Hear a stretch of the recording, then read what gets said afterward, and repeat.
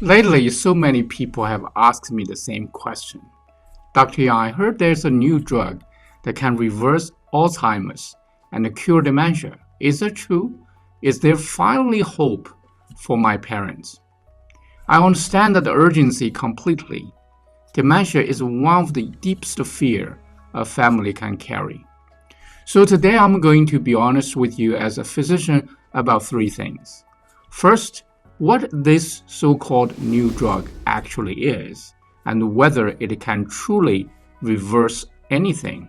Second, why the newest, highest quality research points somewhere surprising, that what you can do may matter more than that expensive injection. And third, from an integrative medicine perspective, what your brain actually needs. I'm Dr. Jingduan Yang. This is ACES Medicine.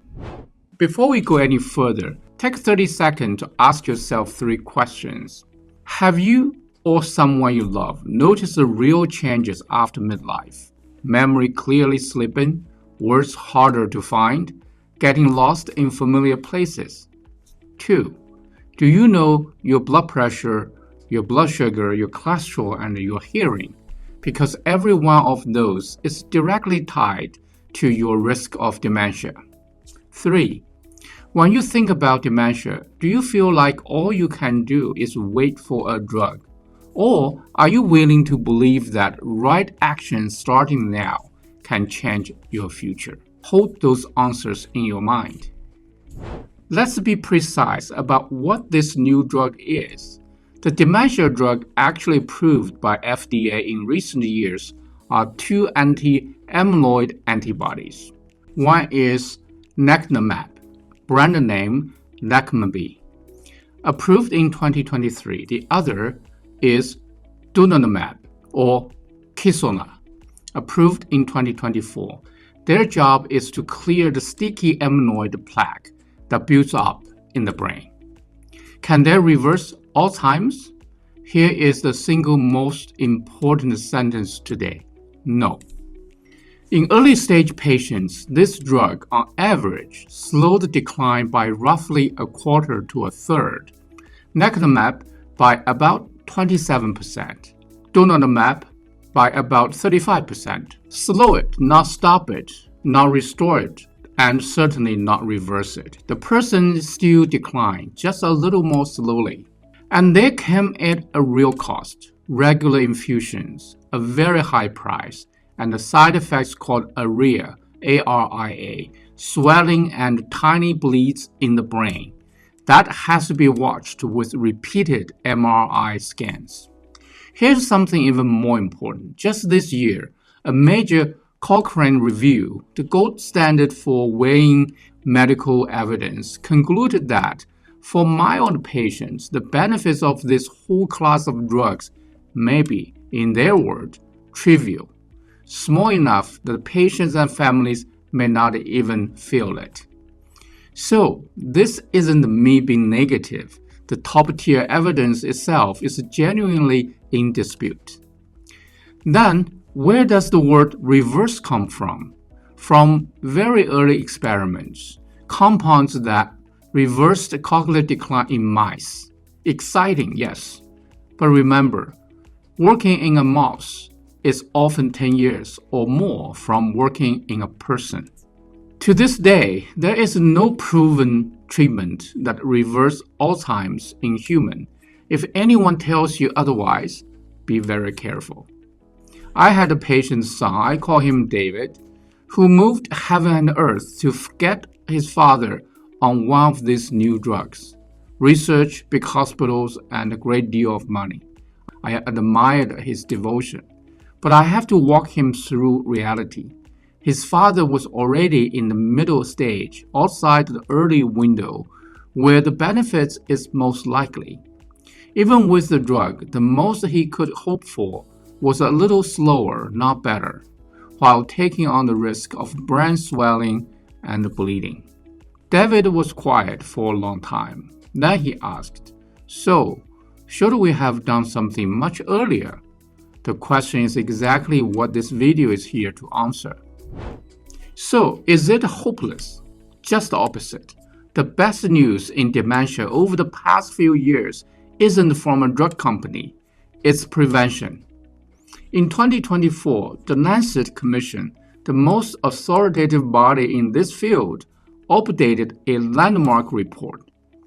Its conclusion: about 45% of dementia could be prevented or delayed by addressing 14 modifiable risk factors, nearly half.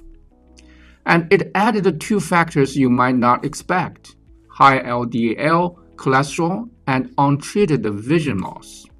Many of the 14 you already know: high blood pressure, diabetes, obesity, hearing loss, smoking, physical inactivity, social isolation, depression, and one I especially want to name: high homocysteine. In 2010, the VitaCog study at Oxford found that giving B vitamins to older adults with high homocysteine slowed the rate of the brain shrinkage about 30% over 2 years, and in those with the highest homocysteine by more than half.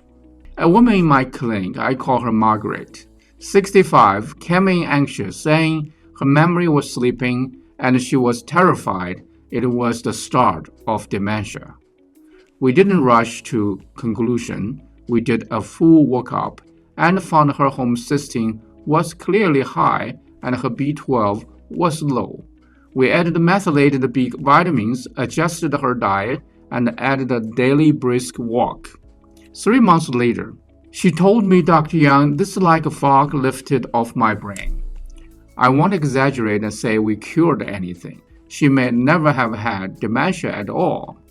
But that's exactly the point. So many memory problems we write off as just aging are hiding a factor we can actually do something about. Do you hear the contrast? An injection that can cost a fortune, carries a bleeding risk, and whose benefit is in dispute, versus controlling your blood pressure, blood sugar, cholesterol, hearing, and homocysteine, plus exercise, sleep, and connection. The second one is the strongest evidence, best value, lowers the risk brain insurance there is. Why do I keep insisting on whole picture? Because the brain is never an isolated organ. Let me show you the dementia through the ACEs lenses and the four-dimensional medicine model. Anatomically, the blood vessel, the neurons, and the plaque. Chemically, blood sugar, cholesterol, homocysteine, inflammation, neurotransmitters. Energetically, sleep, circulation, the flow of qi in the blood. And spiritually, mood, loneliness, a sense of purpose. Research shows depression and isolation are clearly risk factors for dementia. And Chinese medicine had a deep insight a few thousand years ago. It says the brain is a sea of marrow, and the kidney governs the bones, generates marrows, and connects to the brain. Decline of the brain was seen as a sea of marrow running low, the kidney essence gradually thinning. It also says the heart houses the mind, so nourishing the brain meant replenish the kidney essence, calming the heart, and settling the spirit, moving the blood and opening the channels. Look how that lines up. Replenish essence speaks to the structural and energetic foundation. Moving the blood speaks to the brain circulation. Calming the heart and spirit speaks to the spiritual layer. The ancients had no MRI, yet with the language of the sea of the marrow and the mind, they described the same multidimensional brain. That is the power of integrating East and West. Western medicine handles A and C. Chinese medicine tends to E and S. It's out of exactly this multidimensional thinking that I designed a formula I call Brain Optimal. I want to be very clear, it is not a drug for dementia, it's not a drug at all, and it cannot treat or prevent any disease.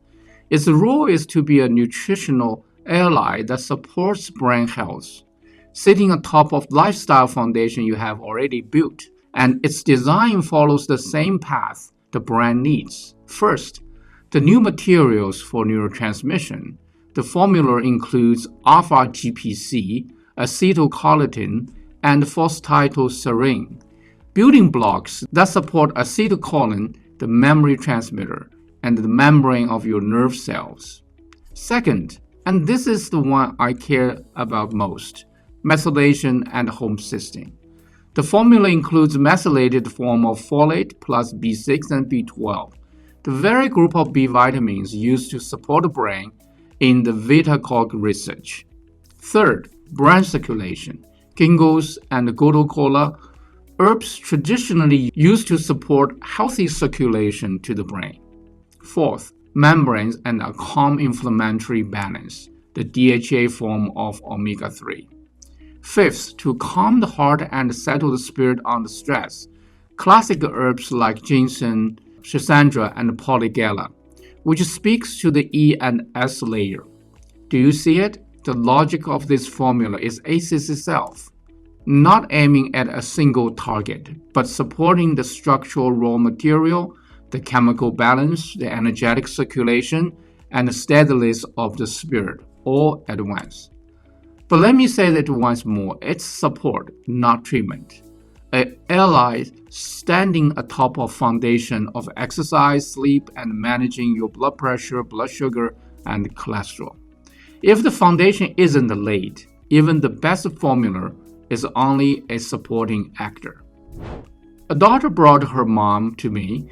I call her Mrs. Chen, 72, who over the past year kept forgetting things and asking the same questions. The whole family was terrified it was the start of dementia. The first thing we did was not to reach for a supplement, but to look comprehensively for causes. The test showed her blood pressure was high, her homocysteine was high, her hearing had declined but had never been addressed, and she had a sleep apnea at night. We handled them one by one, controlled the blood pressure, added the methylated B vitamins, fitted a hearing aid, improved her sleep, started regular brisk walks, and helped her see old friends again. On top of that foundation, we added nutritional support. 6 months later, her family said she was much sharper and talking more again. I won't overstate it and say we reversed anything, but we didn't move those controllable factors out of the way, one at a time. Here's a few very important reminders. First, if you or loved one shows clear changes in memory, orientation, language, or behavior, please see a doctor early and get a proper cognitive evaluation. Early diagnosis is what lets you catch the reversible factors in their golden window, and it also determines whether and when a drug makes sense. Second, never use any supplements to replace a proper diagnosis and treatment for dementia, and never let a supplement become a reason to delay care. Third, the anti-amyloid drugs we discussed must be evaluated and monitored by a neurology specialist. They are not right for everyone. Fourth, before using supplements, especially if you take a blood thinner, ginkgo can affect clotting, or have a serious illness, talk with your doctor first. In my years of practice, I have seen too many families pour all their hope into a single, still disputed injection, while overlooking the path with the strongest evidence of all, prevention. The truth is rarely glamorous, but it is powerful. When it comes to dementia, you are not condemned to only wait and fear. Nearly half the risk is in the choices you make today. Act a little earlier, and what you can change is far more than you think. I have put my complete brain protection plan, which includes numbers to check like blood pressure, blood sugar, cholesterol, homocysteine, and hearing, an action checklist for all 14 modifiable factors, and the full reasoning behind why I designed Brain Optimal, or on aceswell.com. The link is in the description. If this video gave you both peace of mind and a clear path, please like, subscribe to ACEs Medicine, and share it with a friend who's worrying about a parent's memory. I will see you in the next one.